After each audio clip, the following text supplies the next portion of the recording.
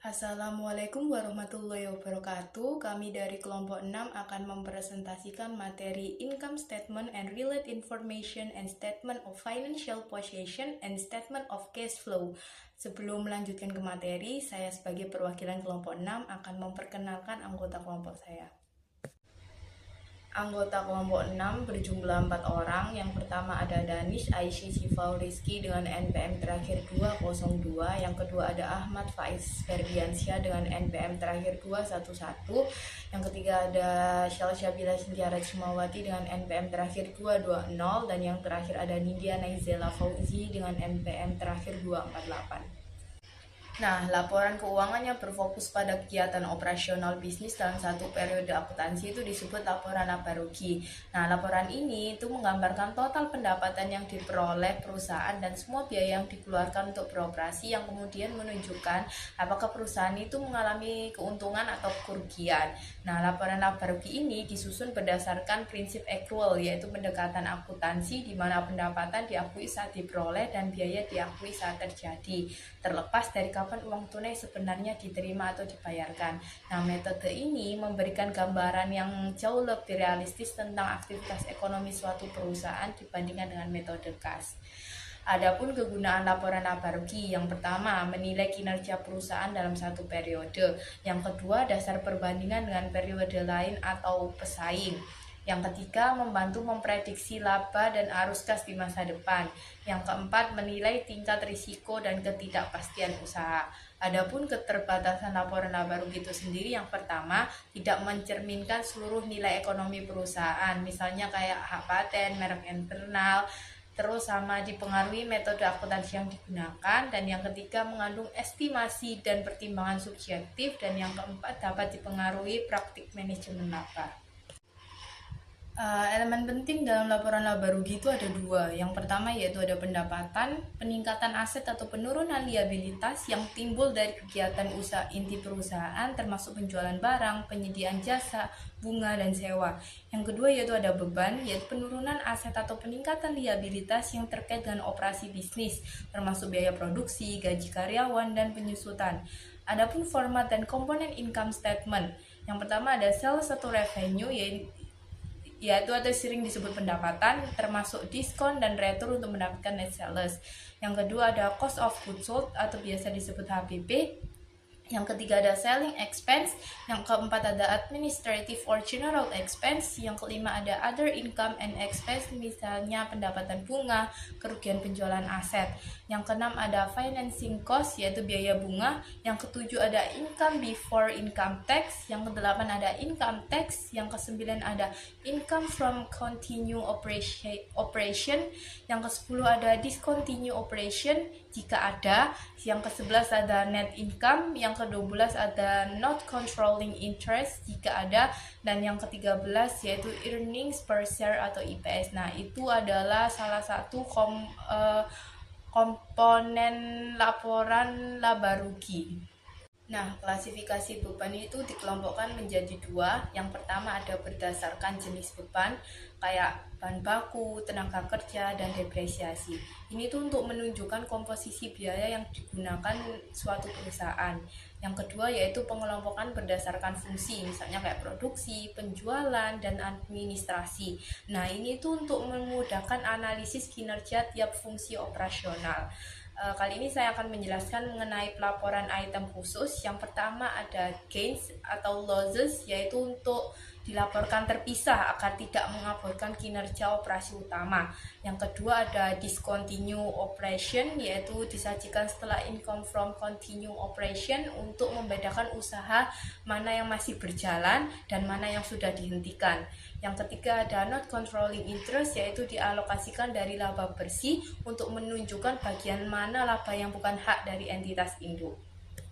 Jadi pertama-tama saya akan menjelaskan tentang pengertian return earnings. Jadi return earnings ini adalah akumulasi laba bersih yang tidak dibagikan kepada pemegang saham, melainkan ditahan untuk kebutuhan operasional atau ekspansi perusahaan. Secara sederhana, rumusnya adalah saldo laba awal ditambah laba bersih, dikurangi dividen, ditambah atau dikurangi penyesuaian, sama dengan saldo laba akhir. Fungsi dari return earnings ini adalah yang pertama menunjukkan bagaimana laba digunakan, seperti ditahan atau dibagikan. Lalu ada menjelaskan perubahan ekuitas selain dari modal. Dan fungsi selanjutnya adalah memberikan gambaran tentang stabilitas dan pertumbuhan perusahaan dalam jangka panjang. Selanjutnya, dalam menyusun laporan ini terdapat beberapa komponen penting yang harus kita perhatikan. Yang pertama adalah saldo awal, yaitu posisi saldo laba pada hari pertama periode berjalan. Yang kedua, jika ditemukan kesalahan pada periode sebelumnya atau perubahan prinsip akuntansi, kita harus melakukan penyesuaian. Yang ketiga, laba bersih akan menambah saldo laba, sedangkan rugi bersih akan menguranginya. Yang keempat adalah pembagian dividen kepada pemegang saham akan dicatat sebagai pengurang saldo. Selanjutnya, hasil akhirnya disebut sebagai saldo akhir yang menunjukkan jumlah laba tersedia di akhir periode. Ada beberapa faktor yang mempengaruhi perubahan saldo laba. Yang pertama adalah net income atau laba bersih yang akan menambah saldo laba. Yang kedua ada net loss atau rugi bersih yang akan mengurangi saldo laba. Yang ketiga ada dividen, baik dividen tunai maupun dividen saham yang juga mengurangi saldo laba. Yang keempat, perusahaan kebijakan akuntansi dan koreksi kesalahan periode sebelumnya yang biasanya langsung disesuaikan ke saldo awal retained earnings. Statement of Financial Position merupakan laporan keuangan atau neraca yang menyajikan informasi sistematis mengenai posisi keuangan suatu perusahaan pada tanggal tertentu dengan menampilkan nilai aset, liabilitas, dan ekuitas. Fungsinya sendiri yaitu untuk memberikan informasi yang dapat digunakan untuk menganalisa, juga dapat digunakan untuk menilai likuiditas, solvabilitas, dan fleksibilitas keuangan perusahaan. Statement of Financial Position sendiri memiliki keterbatasan, yaitu sebagian aset dan kewajiban dilaporkan berdasarkan biaya historis. Akibatnya, laporan yang disampaikan sering dikritik karena nilai yang dilaporkan tidak relevan dan beberapa nilai terkadang tidak dapat dicatat secara objektif oleh perusahaan. Classification and element in the Statement of Financial Position. Laporan posisi keuangan sendiri selalu mengklasifikasikan akun-akunnya dengan mengelompokkan beberapa item yang serupa untuk memperoleh subtotal yang signifikan. In Statement of Financial Position juga memiliki beberapa elemen penyusun. Yang pertama adalah aset, yang merupakan sumber daya ekonomi yang dimiliki atau dikendalikan perusahaan dan memberi manfaat di masa depan. Lalu ada kewajiban, merupakan utang atau tanggungan perusahaan kepada pihak lain yang harus diselesaikan di masa mendatang. Yang terakhir ada ekuitas, yang merupakan hak milik atas aset setelah dikurangi seluruh kewajiban. Di sini kita akan menjelaskan mengenai laporan arus kas. Laporan arus kas sendiri menunjukkan bagaimana sumber dan penggunaan kas selama satu periode serta perubahan saldo kas. Nah, di sini kegunaan dari arus kas sendiri itu adalah digunakan oleh para kreditur ataupun investor.